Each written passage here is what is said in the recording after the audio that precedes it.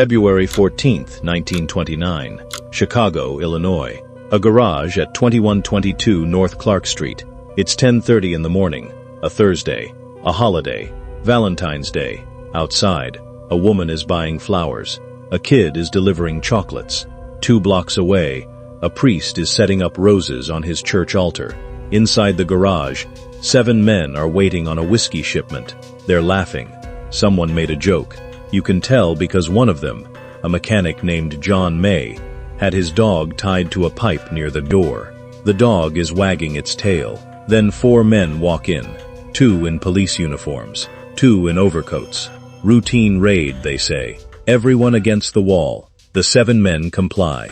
They've been through fake raids before. You cooperate, you pay the bribe, you go home. 30 seconds later, all 7 were dead, shot more than 70 times between them. The dog was still tied to the pipe, howling so loud that neighbors a block away called the actual police. Not because they heard gunshots, but because they couldn't stand the sound of a dog that desperate. One man, Frank Gusenberg, had 14 bullets in him and was still breathing when detectives arrived. They leaned down. They asked who shot him. Frank Gusenberg looked up at them. 14 bullets in his body, blood pooling under him on a cold garage floor on Valentine's Day, and said, "Nobody shot me." Then he died. That's not a gangster movie line. That's a real man's last words. And it tells you everything about the world Al Capone built. A world so terrifying that a man chose to die in silence rather than speak a single name. You know the movie version. The Untouchables, 1987. Kevin Costner as Elliot Ness. Robert De Niro as Capone with a baseball bat. That famous train station shootout. A baby carriage rolling in slow motion down marble steps while gunfire erupts around it. Beautiful filmmaking. Almost entirely fiction. Because the real Al Capone wasn't a screaming madman with a bat. He was something far more terrifying. He was the man your city trusted. He was charming. He was generous. He opened soup kitchens during the Depression and fed thousands of hungry families, genuinely, with his own money. Crowds cheered for him at baseball games. He gave press interviews. He shook hands with aldermen, with police chiefs, with judges. And while he smiled for the cameras, his men were blowing up bars that refused to buy his liquor, with people still inside them. Hollywood gave you the fedora, the smirk, the memorable quotes. They didn't give you the dog howling in the garage. They didn't give you Frank Gusenberg's last words. They didn't give you what it actually felt like to live in a city where the most powerful man was, also the most dangerous. And everyone knew it, and nobody said a word. To understand Al Capone, you have to understand what Chicago was before he arrived. Chicago in 1919 was already rotten from the inside. Aldermen named Bathhouse, John Coughlin, and Hinky Dink Kenna ran the city's first ward like a personal business. Brothels, gambling houses, and saloons all paid protection directly to City Hall. The police took their cut. The courts took their cut. This wasn't hidden. It was municipal. It was the way things worked, and everyone from the mayor to the beat cop understood that. The man on top of all this was a Sicilian immigrant named James Big Jim Colosimo. He controlled over 1,000 gambling joints, brothels, and saloons. He grossed $4 million a year. He had opera singer friends. He had politicians at his dinner table. He was, in the language of Chicago, connected. Then Prohibition hit, January 1920. Overnight, alcohol was illegal, and overnight, the most consumed product in America became the most profitable contraband in history. Colosimo didn't want to get into bootlegging. Too complicated, too exposed. His lieutenant, Johnny Torrio, saw it differently. He saw Microsoft before Microsoft existed. He understood that the government had just handed organized crime the largest untapped market in American history.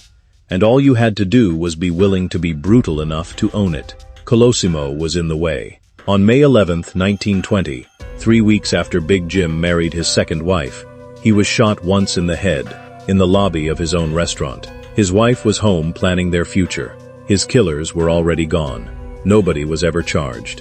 Torrio inherited everything. The first call he made was to New York, to a 20-year-old kid named Alphonse Gabriel Capone, who needed to disappear fast after 2 murder investigations in Brooklyn. "Come to Chicago," Torrio said. "There's work." Capone arrived and started at the bottom, standing outside the Four Deuces brothel on South Wabash, calling out to men on the street. A barker, a doorman for a whorehouse, in a neighborhood that smelled like the stockyards 2 miles south. 5 years later, he ran the city. What happened in between was Johnny Torrio's genius and Al Capone's ruthlessness working in perfect combination.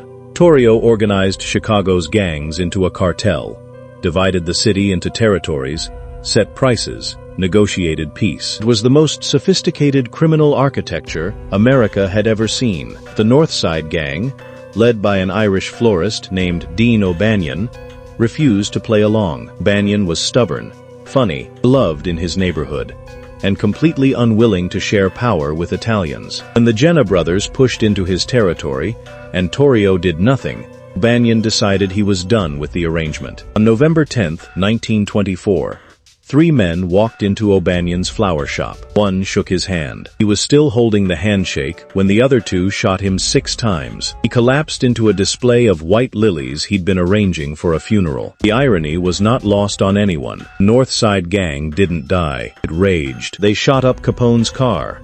Then they ambushed Torrio himself outside his apartment. Shot him in the jaw, the chest, the arm, the groin. His wife Anna ran out screaming.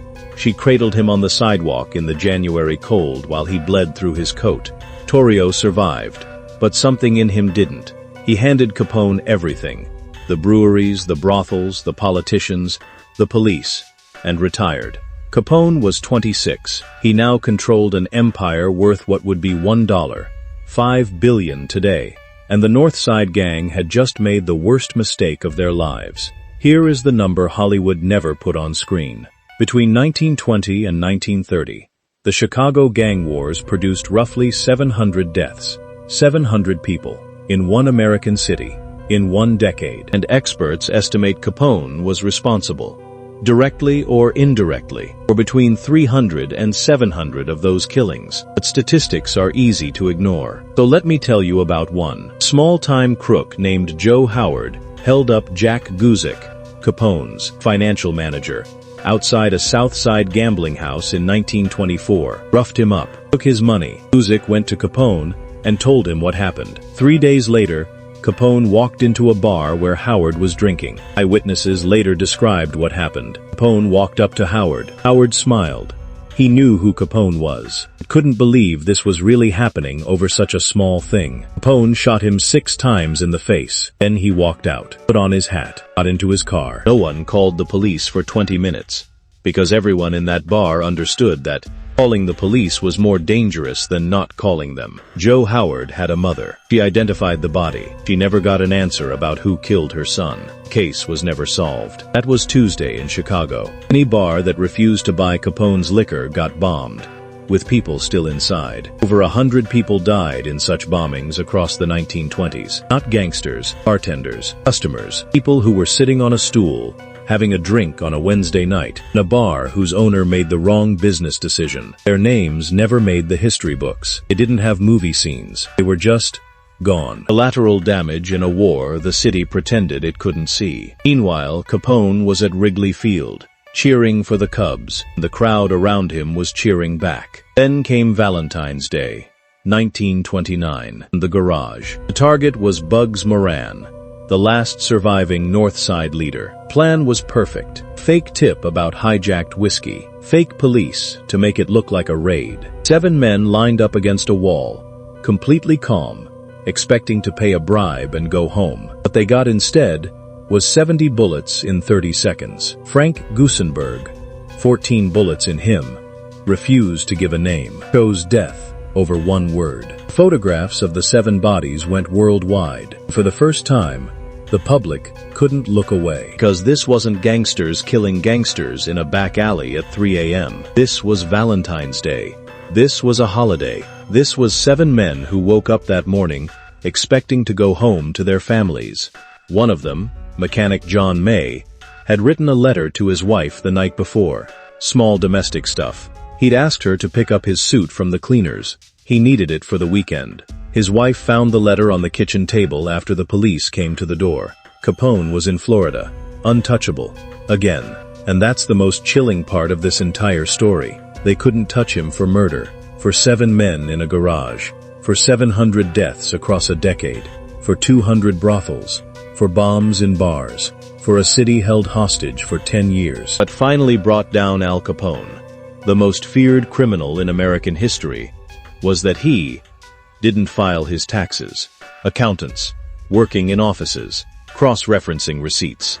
For 3 years, on October 18, 1931, Capone was convicted of tax evasion and sentenced to 11 years. He went to Atlanta, then Alcatraz. The syphilis he'd ignored for years ate through his brain in prison. By the time he was released in 1939, his doctor reported that Capone had the mental capacity of a 12-year-old child. He retired to his Florida estate. He puttered around the garden. He went fishing. He died on January 25, 1947.